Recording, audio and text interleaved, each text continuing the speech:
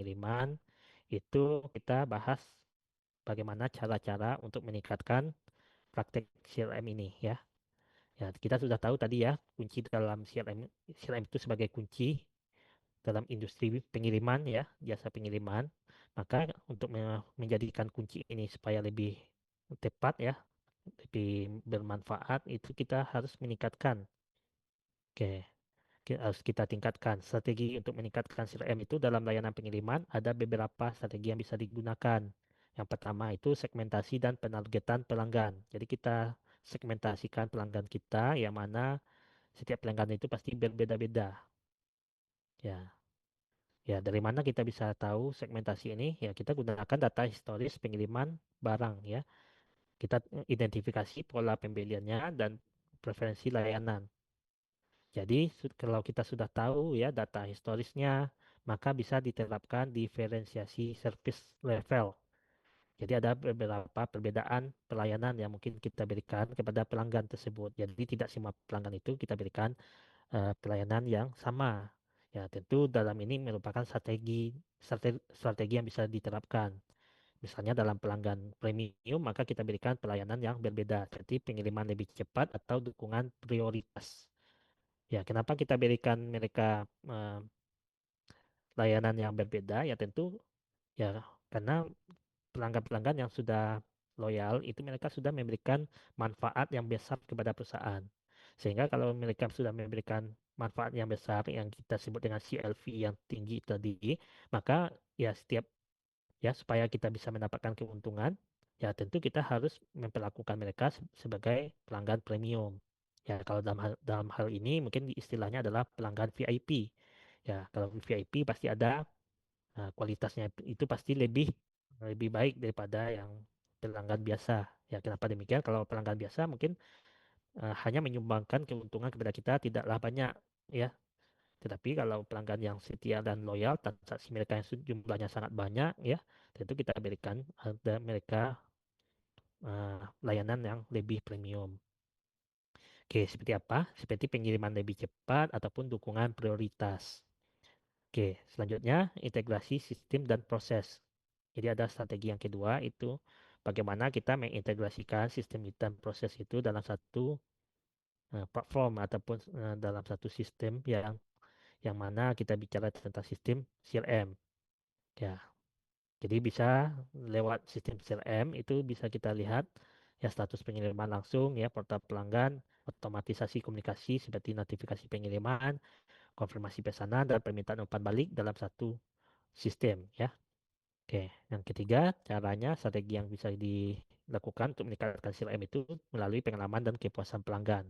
Jadi fokus kita itu lebih kepada customer experience-nya. Ya, bagaimana kita mengelola pengalaman pelanggan untuk mendesain proses pengiriman yang minim friksi dan responsif terhadap keluhan ya supaya kita meminimalisir adanya keluhan-keluhan ataupun eh, kesalahan-kesalahan yang mungkin bisa menurunkan tingkat kepuasan pelanggan. Ya, caranya bisa kita gunakan pelatihan kepada staf layanan pelanggan untuk menggunakan data CRM untuk memberikan solusi yang personal dan cepat. Oke, yang selanjutnya bisa juga kita gunakan feedback loop dari pelanggan untuk memperbaiki proses pengiriman dan meningkatkan kepuasan. Ya, ini yang bisa teman-teman lihat ya sebagai strategi peningkatan CRM. Oke, selanjutnya praktik operasional pendukung dalam CRM ini seperti personalisasi layanan, mengirimkan rekomendasi produk atau layanan berdasarkan riwayat pengiriman, analitik prediktif, kita gunakan data CRM untuk memprediksi permintaan dan mengoptimalkan rute pengiriman dan omnichannel CRM, yaitu pastikan pelanggan bisa berinteraksi melalui berbagai saluran dengan pengalaman yang konsisten. Ya, misalnya di chat, email, ataupun aplikasi itu, pengalaman yang dirasakan oleh pelanggan itu akan tetap konsisten ya. Misalnya ada notifikasi di email sama dengan ada di chat dan di aplikasi. Jadi apapun data yang masuk itu terintegrasi. Oke, selanjutnya ya, masa depan CRM dalam pengiriman ini bisa dilihat dari CRM yang berbasis nilai dan analitik prediktif. Ya, kalau di masa depan ya CRM ini nanti akan fokusnya itu lebih kepada nilai dan analitik prediktif. Ya, Jadi nilai-nilai pelanggan itu bisa kita lihat ya berdasarkan data. Tadi bisa juga digunakan yang namanya machine learning ya, machine learning dan AI. Jadi ini bisa digunakan untuk memprediksi kebutuhan pengiriman, waktu optimal, dan potensi pelanggan. Oke, jadi CRM akan berfungsi sebagai alat strategis untuk mengalokasikan sumber daya pengiriman secara efisien berdasarkan segmentasi pelanggan tersebut ya. Jadi ada di masa depan itu ya, ya sekarang ya mungkin sudah terasa itu ada machine learning. Machine learning ini akan memprediksi gitu ya AI. Jadi kita cuma menginput data ke AI nanti akan diproses gitu ya untuk prediksi kebutuhan pengiriman, waktu optimal dan potensi pelanggan. Yang kedua, CRM sebagai strategi bisnis integrasi yang mana akan saling eh, saling terhubung gitu ya antara berbagai fungsi, lintas fungsi seperti sistem manajemen gudang, logistik hingga layanan pelanggan. Ya kenapa? Supaya informasi pelanggan tersedia secara real time dan konsisten. Jadi, Customer Experience Mapping akan digunakan untuk mendesain proses pengiriman yang responsif dan minim hambatan. Yang ketiga, yaitu penggunaan teknologi dan otomatisasi dalam CRM. Ya, ada sistem cloud-based platform dan mobil CRM yang bisa mungkin digunakan ya untuk berinteraksi kapan saja dan di mana saja. Ya, kalau kita pakai sistem penyimpanan berbasis cloud itu ya, berarti data itu bisa diakses kapan saja dan di mana saja. Oke. Yang kedua, itu ada otomatisasi komunikasi seperti notifikasi pengiriman, chatbot untuk keluhan, dan sistem feedback digital ya sebagai standar ya. Jadi sekarang sudah ada yang namanya chatbot misalnya ya. Kalau kalau CS-nya itu sudah AI gitu ya. Kalau kita melakukan keluhan atau kita ingin bertanya, itu akan dibalas secara otomatis oleh robot. Oke. Yang ketiga ada Internet of Things atau IoT. IoT ini akan memungkinkan pelacakan paket secara real time yang terintegrasi langsung dengan profil CRM pelanggan. Jadi kita bisa melacak ya di mana posisi paket itu secara langsung karena ada namanya IoT ini. Oke, ini adalah teknologi dan otomatisasi dalam CRM dan berbagai layanan-layanan ya yang mungkin akan ada penerapannya pada CRM di masa depan ya. Arahnya itu ke sini. Jadi arah nanti CRM itu lebih ke arah ini gitu ya. Lebih ke arah nilai analitik prediktif, strategi bisnis yang terintegrasi dan penggunaan teknologi dan otomatisasi. Selain hal itu, ya ada tren kunci yang akan membentuk masa depan CRM pengiriman ya. Yang tren teknologinya itu seperti AI dan machine learning. Ya dampaknya pada CRM seperti memprediksi kebutuhan pelanggan dan optimalisasi rute pengiriman. IoT dan sensor itu bisa melakukan pelacakan paket ya secara real time dan transparansi layanan. Selanjutnya ada omnichannel CRM untuk mengintegrasikan ya interaksi pelanggan secara konsisten di semua platform. Yang keempat ada CRM yaitu akses data pelanggan secara fleksibel dan aman. Yang terakhir ada big data dan analitik yaitu personalisasi layanan berdasarkan perilaku dan preferensi pelanggan. Oke, jadi ini adalah tren-tren teknologi dan dampaknya pada pengiriman ya, CRM pengiriman. Oke, sampai di sini teman-teman ada yang ingin ditanyakan?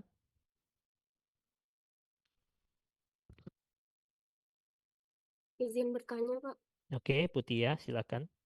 Beberapa minggu yang lalu kan saya berserta tim PBL sempat melakukan wawancara ke salah satu perusahaan jasa. Nah, pihak perusahaannya itu mengatakan tidak menerapkan CRM karena perusahaannya sudah dikenal pelanggan, menganggap sudah dikenal pelanggan, dan umpan balik hanya cukup dianggap lewat Gmail saja. Nah, menurut Bapak, apa risiko dan masalah yang bisa muncul dari keputusan tersebut, dan bagaimana ketidakadaan CRM ini dapat mempengaruhi kinerja serta daya saing perusahaan dalam jangka panjang? Oke, Terima kasih. oke, Putia. Jadi mungkin ya ada beberapa perusahaan yang mungkin masih tidak bergantung pada CRM ya. Tentu mereka sudah punya pelanggan tetap ataupun mereka tidak perlu ya data-datanya itu tidak perlu. Tetapi pada hal ini ya resiko kita kalau kita tidak menerapkan CRM itu bisa saja nanti kita akan kalah dalam bersaing ya, karena secara teknologi itu mengalami perkembangan ya seperti tren-tren ini ya.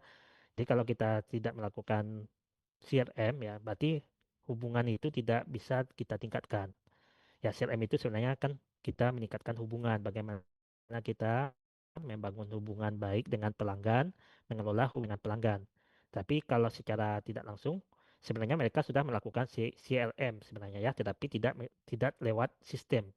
Ya, penerapannya tidak melewati sistem, tetapi secara tradisional ataupun secara manual, ya mungkin mereka mengumpulkan datanya secara feedback, tapi tidak ya. Maka di sini agak kendalanya yang mungkin mereka dapatkan itu mereka akan kesulitan ya untuk mengetahui preferensi pelanggannya. Yang pertama, yang kedua, dalam hal eh, pengirimannya mungkin kurang efisien, ya kurang efektif dan efisien karena kita tidak tahu di mana misalnya posisi dari pengiriman misalnya pelanggan itu tidak tahu ya sistemnya seperti apa. Yang kedua, yang ketiga itu tidak ada integrasi lintas fungsinya. Ya, mungkin di dalam hal ini kalau risikonya itu terjadi miskomunikasi ya ataupun tidak kesesuaian informasi. Mungkin di bagian sistem manajemen gudang, mungkin informasinya dengan logistik hingga layanan pelanggan itu akan berbeda. Ya, pasti nanti ada risiko perbedaan. Tetapi kalau kita punya sistem CRM, informasi itu sudah masuk ke dalam sistem aplikasi, maka setiap setiap lintas fungsi itu akan mengetahui informasi itu secara langsung. Ya, kalau kita tidak menggunakan CRM, maka informasi yang ada itu tidak tahu ya. Kita tidak tahu karena kita lewat telepon saja ataupun lewat WA misalnya ya.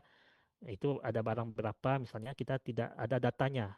Ya, inilah fungsi dari CRM ini. Jadi ada integrasi yang ada di setiap fungsi. Jadi kan di CRM itu ada tiga ya sebenarnya. CRM analitik ya, CRM yang mungkin bekerja secara analisis berdasarkan data pelanggan, mungkin mereka tidak memerlukan CRM analitik, tapi ada CRM kolaboratif, ya. Dan CRM kolaboratif ini ya berarti kerjasama antar lintas fungsi. Jadi yang perlu ditekankan di sini adalah kalau mereka tidak menerapkan sistem CRM, maka ini akan kesulitan untuk kerjasamanya. Ya pasti ada kesalahan yang mungkin miskomunikasi yang terjadi antara satu fungsi lintas yang lain ya, departemen ataupun di bagian-bagian yang lain. Oke, mungkin seperti itu ya, Putih ya. Berarti mereka tidak punya sistem CRM ya. Baik, terima kasih, Pak. Oke, jadi untuk teman-teman ya, kalau memang ada pendampingan ya, PBL mereka tidak memiliki sistem CRM, maka kita bisa berikan masukan ya sebagai untuk laporan teman-teman nanti eh, apa yang rekomendasi yang mungkin teman-teman berikan kepada mereka kenapa kita perlu menerapkan CRM. Ya, tentunya dalam hal ini ya sebenarnya nanti akan saya bahas ya. Ya, kalau kita tidak menggunakan CRM itu apa dampak-dampaknya? Ya, sebenarnya ada di materi selanjutnya. Oke, jadi ada dampak-dampak ketika kita tidak menerapkan sistem CRM ini. Oke, mungkin habis ini akan kita bahas ya, Putih ya, untuk dampaknya ataupun risiko kalau kalau misalnya sistem CRM itu tidak diterapkan di perusahaan. Ada lagi yang lain, teman-teman? Kita lanjut dulu atau bagaimana? Mungkin kita lanjut dulu ya. Ya, Saya Pak, oke, ada Muhammad Fikri ya. ya Pak, saya mau bertanya dalam konteks CRM di pengiriman Pak. Sejauh mana sih penggunaan kayak IoT dan sensor yang dapat meningkatkan transparansi serta kepercayaan pelanggan terhadap layanan pengiriman? Sejauh mana penerapan IoT ya dan sensor? Sejauh Oke, mana kayak penggunaan IoT dan sensor Pak dalam meningkatkan transparansi serta kepercayaan pelanggan terhadap layanan pengiriman? oke. Ya, kalau penerapan IoT dan sensor ini ya kita bisa lihat eh, penerapannya itu pada pelacakan paket real time ya dan transparansi layanan.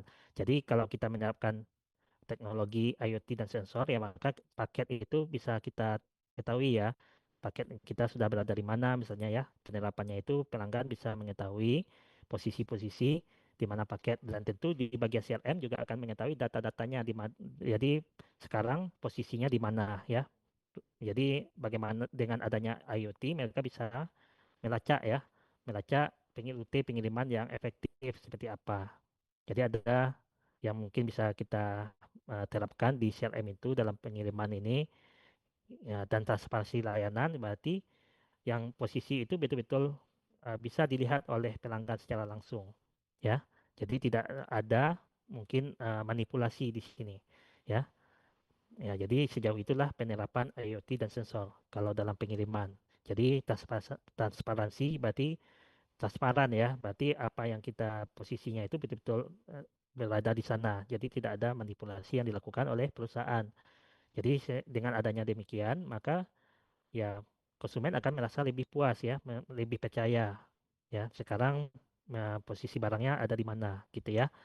Kalau posisi barangnya mungkin lagi di eh, misalnya di gudang ini, misalnya di gudang A, ya mesti kita tahu ya kira-kira kapan akan sampai ya. Itu bisa pergerakannya itu bisa dilacak gitu ya.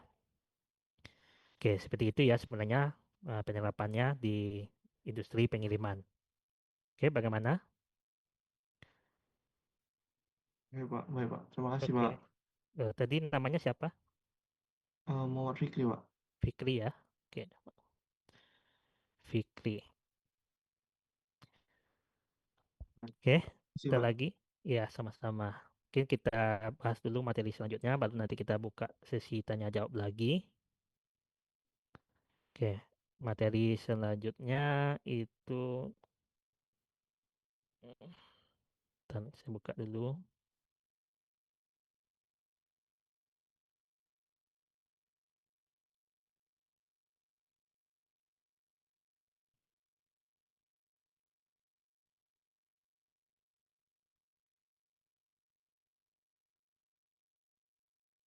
Oke, ini juga materinya nanti akan berhubungan dengan pertanyaan dari Putia tadi ya. Oke, dan ini ya, dan pertanyaan dari Fikri juga, ini bagaimana sebenarnya yang akan kita bahas di sini adalah implikasi area mana saja yang berhubungan dengan CLM dalam industri pengiriman barang.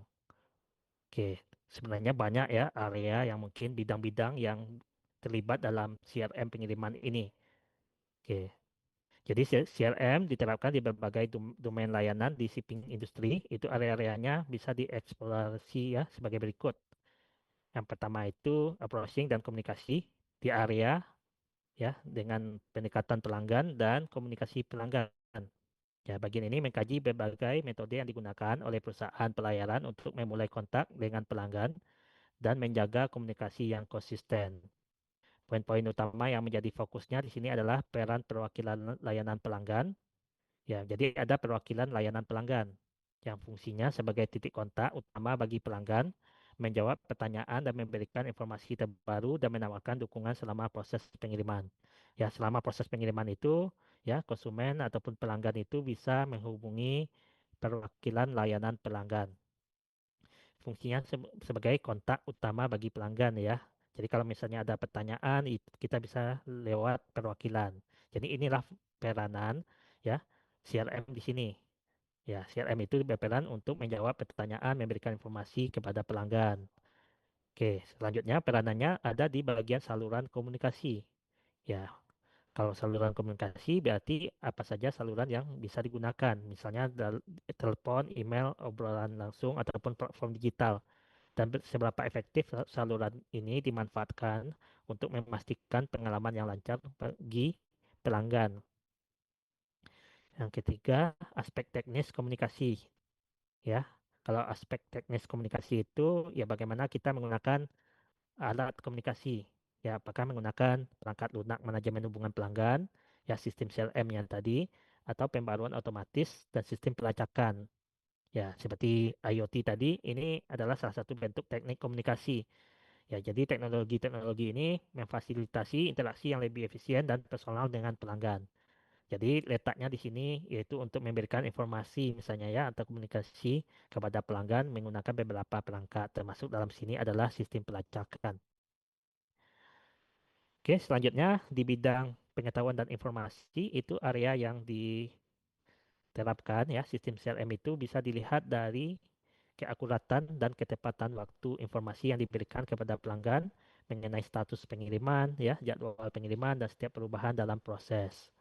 Keakuratan dan ketepatan waktu ini ya, inilah implementasi kita tadi bicara tentang IoT ya, IoT yang mana mereka nanti akan uh, melacak ya sistemnya secara akurat dan tepat ya, sehingga hal inilah memberikan transparansi kepada pelanggan ya, titiknya itu di mana dan nanti perkiraan waktu pengiriman sampai ya, kira-kira kapan ya. Kalau teman-teman sudah pernah melakukan secara sederhana, yaitu teman-teman pernah membeli paket di Shopee dan teman-teman bisa lihat paket teman-teman itu berada di gudang mana ya, lagi di perjalanan atau di posisi mana dan kira-kira sampainya hari apa. Oke, itu adalah salah satu bentuk IoT tadi ya, penerapan IoT dan tadi ya, yang mungkin bisa kita lihat di bagian pengiriman. Ya, sensor tadi bisa dilacak di mana posisinya. Ya, begitupun kalau teman-teman pernah mengirim barang lewat pos, itu mereka punya resi, dan kita scan resinya, itu kita tahu di mana posisi barangnya. Ya, kita bisa lihat notifikasinya. Oke, selanjutnya itu ada di transparansi informasi. Ya, transparansi informasi berarti perusahaan itu aktif memberitahu pelanggan tentang potensi penundaan, misalnya ya, ada masalah atau pembaruan yang dapat mempengaruhi pengiriman mereka. Ya, berarti ada masalah di jalan, misalnya ada keterlambatan, akan ada transparansi informasi. Oke, seperti apa? Ya, contohnya kalau dalam hal ini penerapan IoT ya, kalau teman-teman menggunakan Gojek itu pernah memesan barang, itu biasanya makanan yang ada teman-teman pesan, misalnya ada keterlambatan, maka di situ ada waktu estimasi waktunya, ya. Mungkin ada kalau teman-teman pernah lewat map itu ada perbaikan jalan di suatu daerah misalnya ya, tapi teman-teman akan melewati rute tersebut, maka di dalam situ informasinya akan transparan ya. Kita bisa tahu permasalahan, ada pembaruan, misalnya di sini ada kemacetan gitu ya, ada perbaikan jalan. Ini adalah terbentuk transparansi sebenarnya dalam informasi. Selanjutnya, ketersediaan pengetahuan terkait layanan yang ditawarkan seperti informasi produk secara rinci, opsi pengiriman yang bisa dipilih, dan persyaratan peraturan ya. Jadi informasi yang dibutuhkan oleh pelanggan itu ya disediakan oleh CRM. Ya, di sinilah peran CRM untuk mengelola ya pengetahuan dan informasi tersebut. Oke, untuk diberikan kepada eh, pelanggan gitu ya. Selanjutnya di bagian price dan payment ataupun dalam harga dan ketentuan pembayaran, ya CRM juga berperan di sini. Ya, areanya fokusnya di bagian mana? Yaitu pada saat penetapan harga.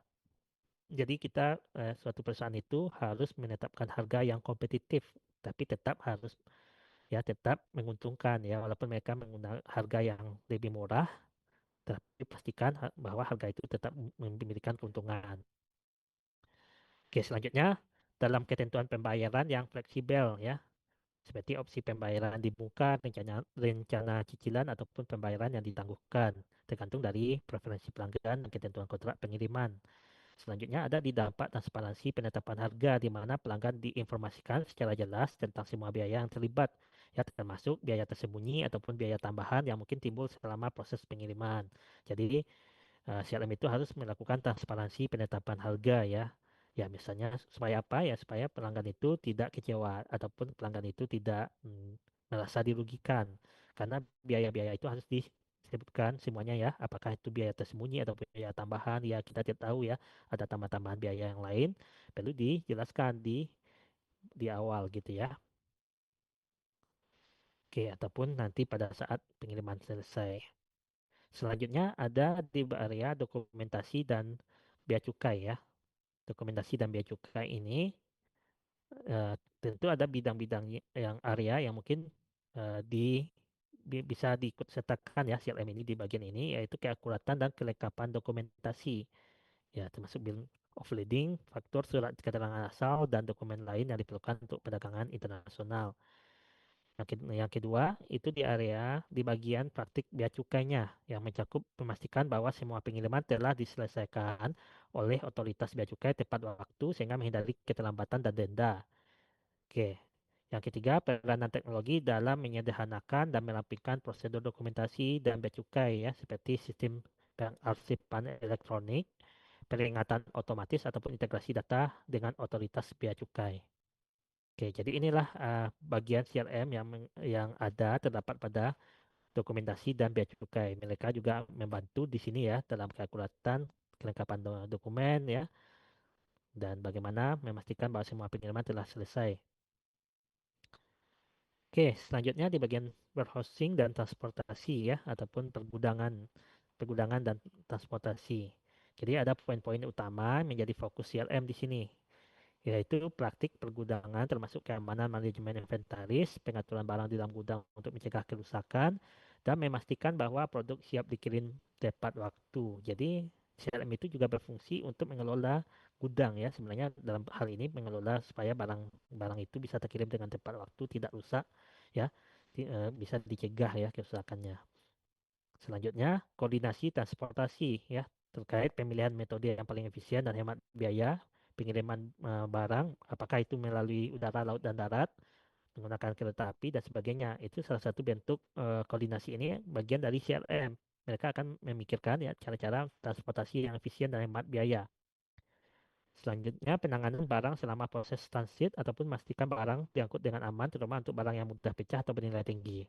Ya, kenapa warehousing dan transportasi itu ya fungsinya ada di CRM ya karena dalam hal ini ya masuk di bagian CRM ini di bagian mana ya dalam hal memastikan barang itu aman gitu ya. Karena yang tahu data barang adalah CRM. Mereka tahu data barangnya, maka bisa kita ketahui bahwa barang ini misalnya adalah barang yang mudah pecah. Maka kita berikan informasi kepada bagian gudang untuk lebih berhati-hati ataupun dalam hal penanganan, gitu ya. Jadi inilah data-data itu yang dikelola sebagai bentuk dari eh, penyelesaian ya untuk berbagai pengiriman ya dalam hal ini. Seperti barang-barang yang mungkin mudah pecah dan sebagainya itu bisa diberikan informasi oleh CRM. Selanjutnya di bidang klaim dan komplain ya. Keluhan dan klaim pelanggan ini juga ada peranan CRM di sini. Ya, areanya meliputi proses manajemen klaim yang melibatkan langkah-langkah yang diambil oleh perusahaan untuk menangani klaim pelanggan terkait barang yang rusak, pengiriman yang tertunda, kegagalan layanan lainnya, ya, termasuk menilai validitas klaim dan memberikan penyelesaian yang adil. Selanjutnya juga praktik penyelesaian keluhan di mana perusahaan ini harus bertanggung jawab ya atas kesalahan atau masalah yang dihasilkan oleh ini ya pengiriman tersebut. Selanjutnya ada peranan umpan balik pelanggan dalam identifikasi masalah yang berulang, yang meningkatkan kualitas layanan dan mencegah terjadinya masalah serupa di masa depan. Ya, oke, oke ini yang mungkin eh, teman-teman bisa lihat ya peranan implementasi CRM di berbagai bidang ya. Jadi banyak ya teman-teman bisa lihat setiap bidang yang ada di dalam pengiriman ini, jasa pengiriman itu pasti ada keterlibatan CRM di dalamnya. Oke, jadi ini ya. Kira-kira ada pertanyaan untuk bidang-bidangnya sudah bisa teman-teman pahami ya peranan CRM di sini di bidang gudang di bagian mana ya, di bagian dokumentasi CRM itu fokusnya kemana gitu ya. Jadi ini bisa menjadi gambaran kepada teman-teman ya kalau nanti mengerjakan PBL ataupun ada membuat laporan. Oke, kalau tidak ada belum ada pertanyaan, kita lanjut ya. Ini permasalahan-permasalahan ketika kita tidak menerapkan CRM.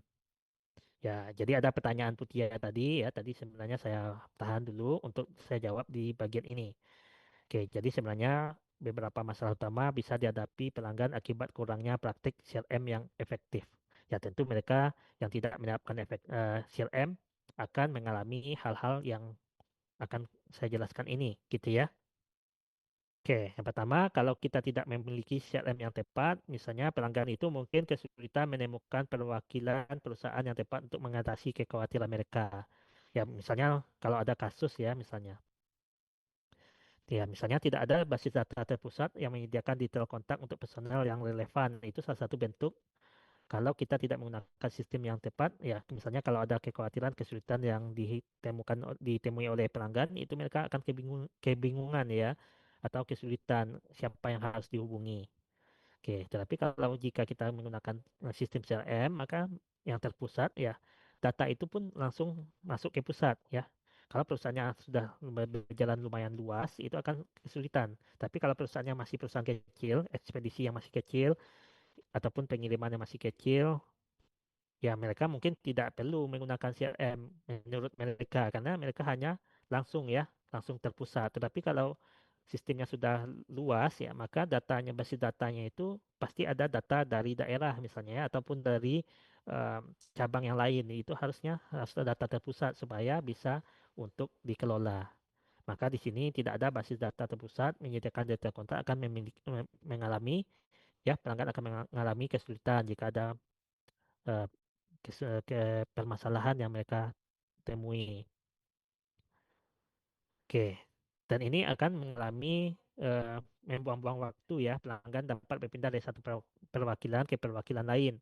Ya mereka mungkin tanya ke cabang ini tidak ada solusi, mereka akan kembali lagi ke tempat lain misalnya untuk mengatasi permasalahan mereka. Jadi sehingga hal ini akan membuang-buang waktu dan menyebabkan frustasi. Selanjutnya, kurangnya saluran komunikasi yang jelas mengakibatkan pertanyaan yang salah ya, arah atau masalah yang tidak terselesaikan. Tadi ya, misalnya tidak ada koordinasi, komunikasinya tidak tepat misalnya ya. Oke, jadi ini adalah karena kita kekurangan saluran komunikasi. Selanjutnya, inefisien menyebabkan keterlambatan dan pengambilan keputusan dan mempengaruhi kepuasan pelanggan.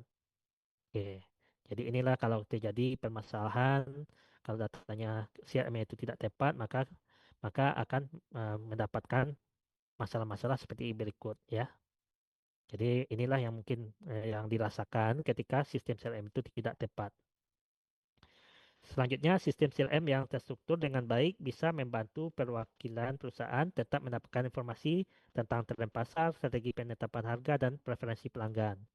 Kalau tidak ada sistem ini, apa yang terjadi? Ya, mungkin tadi ya, yang tidak memiliki sistem, ya perwakilan perusahaannya mungkin kurang memiliki pengetahuan, pelanggan mungkin menerima informasi yang salah, tadi ya, miskomunikasi atau kedaluarsa yang menyebabkan keputusan bisnis yang buruk, ketidakmampuan untuk menawarkan solusi, ya, mengurangi daya saing perusahaan, serta pendekatan berbasis data, ya, perwakilan perusahaan gagal menangani masalah pelanggan secara efektif, berarti kurang efektif. Ya, mungkin sekarang mungkin mereka menganggap untuk perusahaannya itu sudah berjalan dengan efektif. Tapi dengan adanya sistem CRM maka lebih efektif lagi gitu ya. Untuk meningkatkan pengalaman pelanggannya mungkin lebih lebih akan puas lagi daripada sebelumnya. Oke. Selanjutnya, sistem CRM yang efektif menyimpan dan mengelola data penting pelanggan termasuk preferensi produk, transaksi sebelumnya, dan persyaratan spesifik mereka. Ketiadaan sistem tersebut dapat mengakibatkan perwakilan gagal memahami aspek teknis produk atau layanan yang menyebabkan pemrosesan pengiriman yang salah, misalnya salah kirim misalnya ya, tidak akuratnya pemenuhan pesanan seperti pengiriman produk yang salah atau gagal dalam memenuhi persyaratan penanganan khusus. Yang ketiga, meningkatkan risiko pengiriman yang rusak atau salah tempat yang menyebabkan kerugian finansial. Yang selanjutnya, inefisien operasional. Tidak hanya merusak reputasi perusahaan, tetapi juga menyebabkan kewajiban hukum dan keuangan. Oke, kalau terjadi kasus ya pasti akan ada kerugian ya. Reputasi perusahaannya juga akan mengalami kerugian. Jadi resiko ya memiliki resiko yang tinggi kalau kita tidak menerapkan CRM yang efektif. Ya, risiko itu pasti akan terjadi. Tapi kalau kita tetapkan sistem CRM, maka risiko itu bisa diminimalisir. Itulah manfaat ataupun dampak ya ketika kita harus menerapkan CRM. Selanjutnya, kepercayaan merupakan komponen fundamental dari setiap hubungan bisnis. Ya, tentunya kepercayaan itu dibangun dalam uh, manajemen hubungan pelanggan ini. Ya, jadi praktik CRM yang efektif itu harus memastikan transparansi dan komunikasi yang konsisten antara perwakilan perusahaan dan pelanggan. Ya, tanpa sistem seperti itu, pelanggan akan merasa diabaikan, tidak penting, dan karena respon yang tidak konsisten ataupun tertunda. Adanya miskomunikasi, misinformasi yang menyebabkan kesalahpahaman, perselisihan, dan ketidakpuasan. Dan ketiga, kurangnya interaksi personal, ya, sehingga pelanggan itu merasa terputus dari merek sehingga mengurangi loyalitas pelanggan. Jadi kalau kita melakukan sistem CRM ya berarti interaksi itu lebih terasa personal. Oke. Yang keempat, komunikasi yang buruk menyebabkan frustasi dan kurangnya kepercayaan. Oke. Jadi pelanggannya akhirnya kurang percaya, bisa saja dari kalau terjadi suatu kehilangan ya ataupun terjadi suatu kasus mengakibatkan kehilangan pelanggan. Ya, karena kenapa? Karena pelanggan itu akan mempromosikan dari mulut ke mulut yang negatif ya, bisa merusak reputasi perusahaan tersebut. Ya, misalnya dari sini mungkin di perusahaan ini tidak bagus karena pengirimannya sering telat misalnya ya. Jadi orang-orang juga akan berpikir untuk memakai jasa yang sama. Oke, oke itu saja mungkin yang bisa saya sampaikan untuk materi ini, kali ini.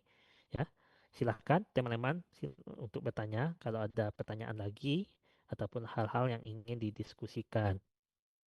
Jadi sudah terjawab ya Putih ya untuk hal apa saja kalau kita tidak menerapkan sistem CRM yang efektif gitu ya. Hal apa saja yang mungkin terjadi.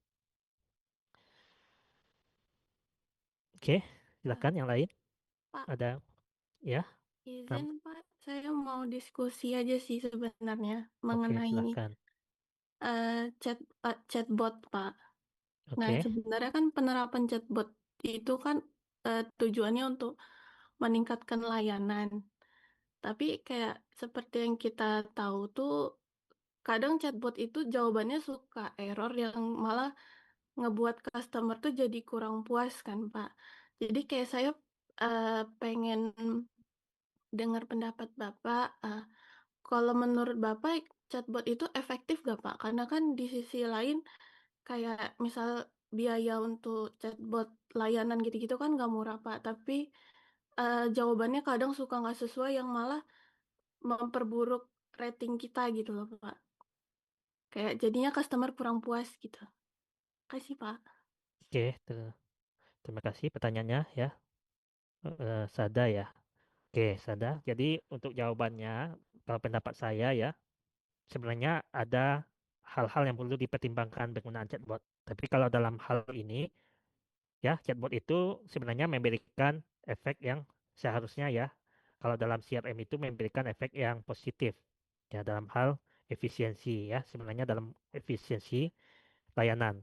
Kenapa demikian? Karena chatbot itu akan mengurangi biaya-biaya customer service lainnya. Kalau sekarang, kalau dulu mungkin kita menggunakan jasa customer service ya langsung lewat telepon, itu mungkin terbatas waktunya, jam operasional kalau kita melakukan pengaduan ataupun bertanya. Tapi kalau chatbot ini ya tentunya mereka hanya tidak bisa menjawab semua pertanyaan teman-teman. Ya tentunya kalau pertanyaan kita lebih kompleks itu akan mendapatkan jawaban yang mungkin ngawur gitu ya. Jawabannya mungkin tidak nyambung ataupun tidak sesuai. Tetapi ya sesuai dengan hal ini, perusahaan ini sebenarnya harus bisa ya menggunakan sistem lain selain chatbot. Tapi kalau untuk tanya seputar produk, misalnya produk yang dijual ataupun apa saja opsi-opsi yang mungkin bisa jadi pilihan, itu mungkin chatbot itu sangatlah bagus ya digunakan. Kenapa? Ya karena dengan adanya chatbot itu lebih fleksibel ya, waktu kapanpun pelanggan ingin ingin bertanya itu akan dibalas ya 24 jam dalam 1 minggu. Oke, seperti itu sebenarnya peranan dari chatbot ini. Tetapi kalau dalam kasus pertanyaan yang lebih kompleks ya ataupun lebih rumit itu akan mengalami kendala. Ya, mungkin sistem CRM harus menggunakan saluran komunikasi lain. Makanya di sini kita bicara tentang omnichannel.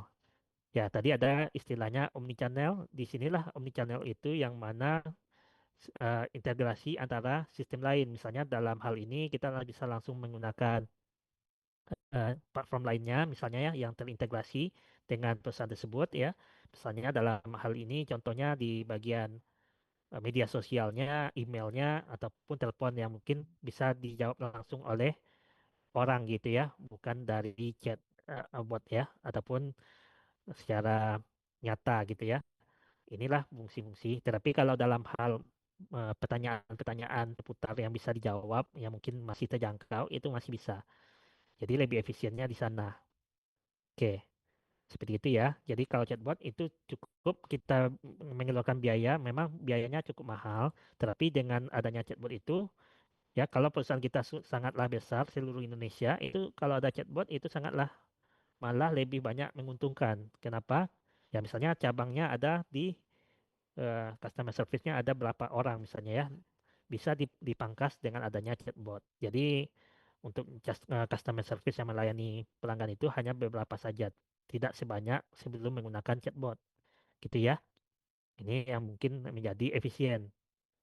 Efisien yang selanjutnya dari segi waktu itu kapanpun bisa ditanyakan oleh pelanggan. Jadi tidak terbatas. Kalau kita menggunakan jasa manusia pasti ada waktu-waktu tertentu yang bisa. Ya, walaupun kita bisa menerapkan sistem shift ya, untuk CS-nya bisa bekerja 24 jam, itu tentu pasti tidaklah fleksibel chat ya, bot ya, penggunaan chatbot.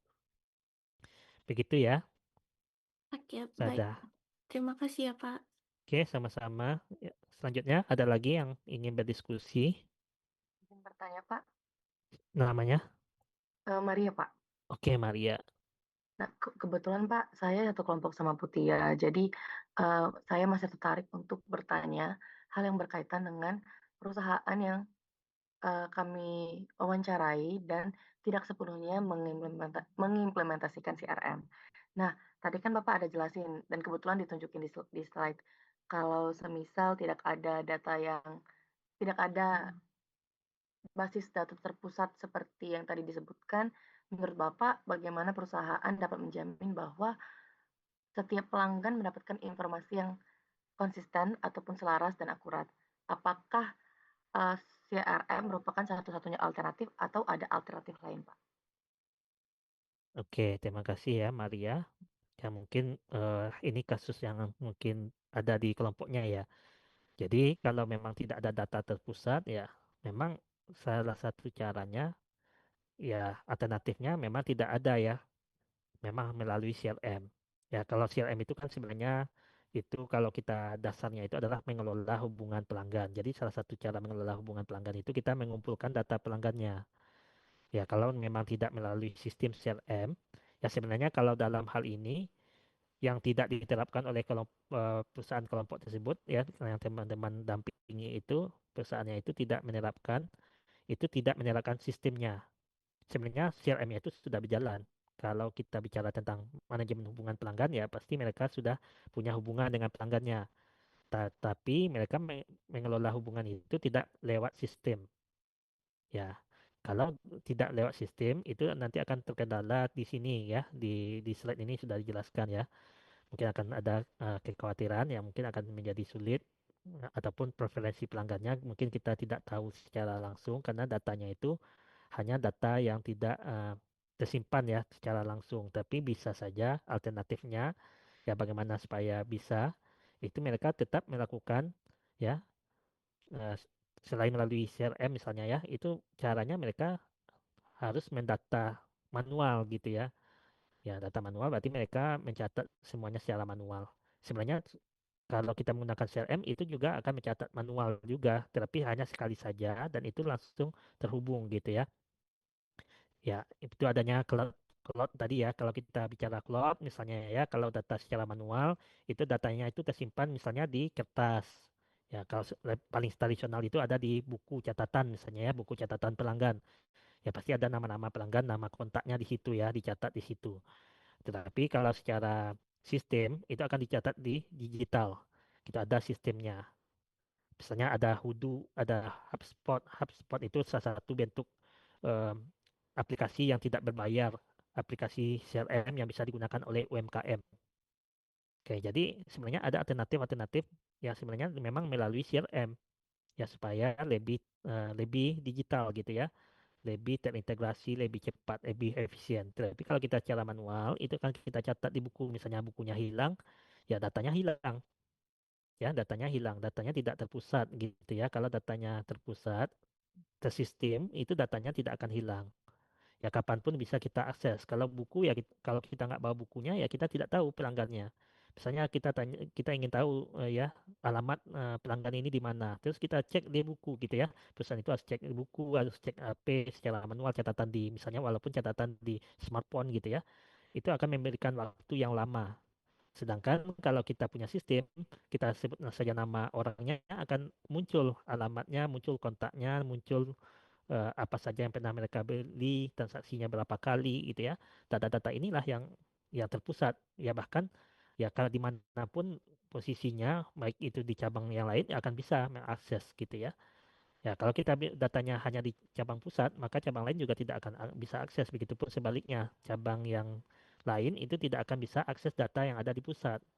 Ya data, karena harus menelpon dulu, harus tanya dulu langsung ke orang yang ada di pusat. Ya, nah, yang itu akan membutuhkan waktu yang lama. Ya, mungkin kita perlu datanya cepat.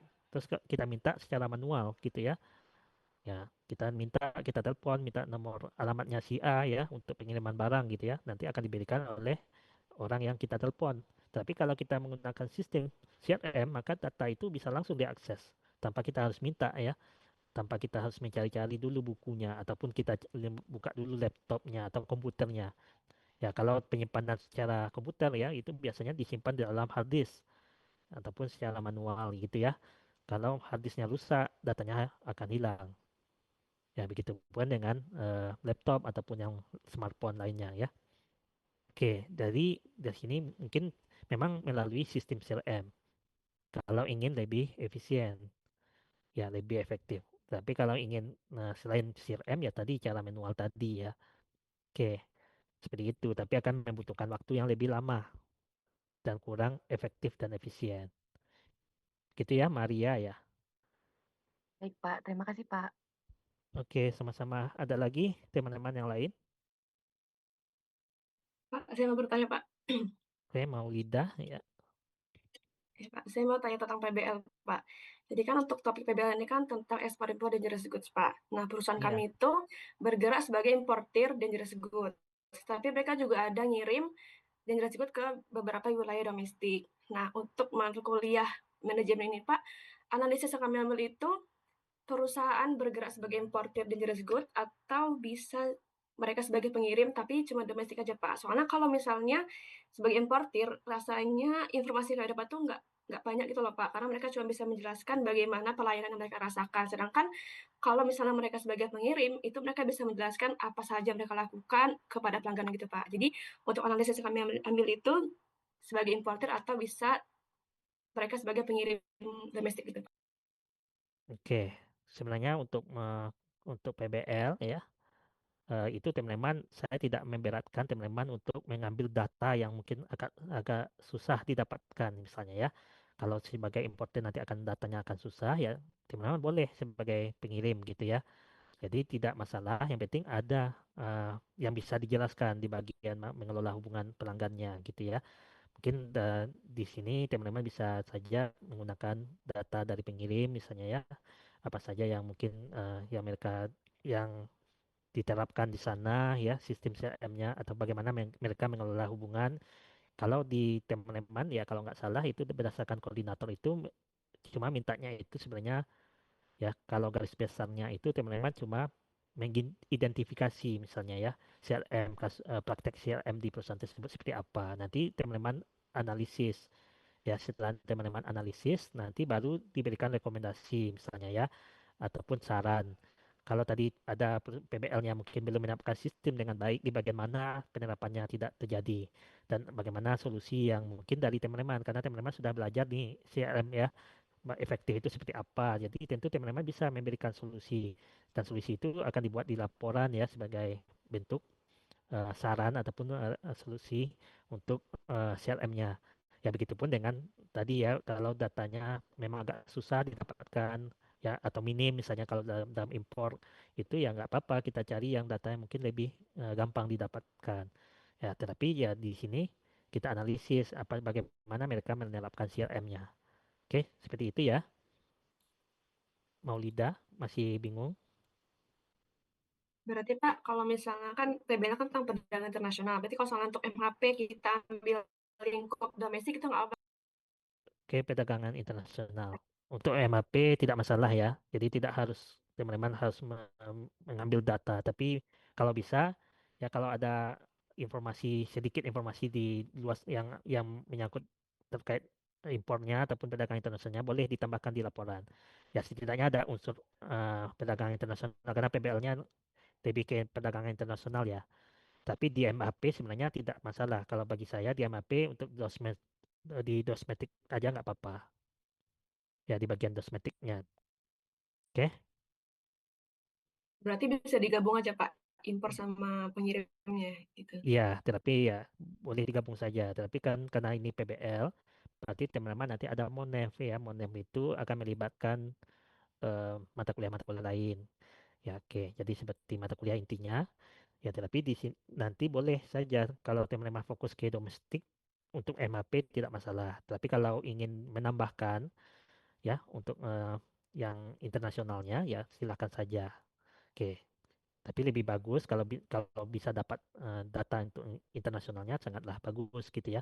Tapi saya tidak memberatkan kepada teman-teman harus dapat gitu ya. Oke, boleh digabung ya, mau Terima Ida. kasih Pak. Ya, sama-sama. Iya Pak.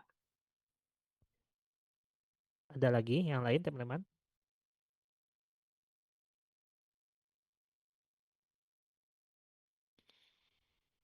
Tidak ada? Oke, kalau tidak ada, oke kita cukupkan ya. Dan minggu ini kebetulan belum ada informasi untuk tugas dari koordinator, maka teman-teman bisa saja bisa untuk menyelesaikan PBL-nya saja ya dengan waktu yang tersisa. Oke, mungkin itu saja yang bisa saya sampaikan kepada teman-teman dalam materi kita pada hari ini. Ya, mungkin kita eh, selesaikan ya untuk materi karena tidak ada yang didiskusi lagi. Kita akan absen ya untuk perkuliahan pagi